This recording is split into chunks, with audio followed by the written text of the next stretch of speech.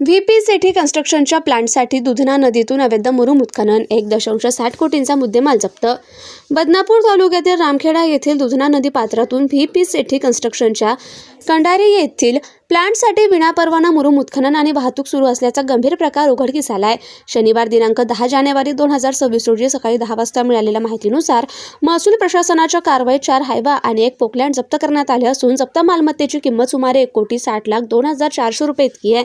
8 जानेवारी 2026 रोजी सायंकाळी महसूल प्रशासनाला रामखेडा येथे अवैध उत्खननाची माहिती मिळाल्यानंतर तहसीलदार अतुल बने यांच्या आदेशाने दुधना नदी पात्रात पाहणी करण्यात आली। पाहणी दरम्यान 4 हायवा आणि 1 पोकलँडच्या साहाय्याने मुरुम उत्खनन आणि वाहतूक सुरू असल्याचं आढळून आलं। त्यापैकी 3 हायवा मुरुम भरण्यासाठी उभे होते, तर एका हायवामध्ये सुमारे 4 ब्रास मुरुम भरलेला होता। वाहन चालकांकडे उत्खनन आणि वाहतुकीचा कोणताही वैध परवाना अथवा रॉयल्टी कागदपत्रे नसल्याचं तपासात स्पष्ट झालं।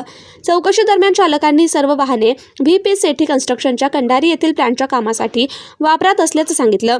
स्थळ पाहणीत अंदाजे 400 ते 500 ब्रास मुरुमाचे उत्खनन झाल्याचे निदर्शनास आलं। पंचांसमक्ष 4 हायवा आणि एका हायवामधील मुरुम जप्त करून तहसील कार्यालय बदनापूर येथे आणण्यात आले।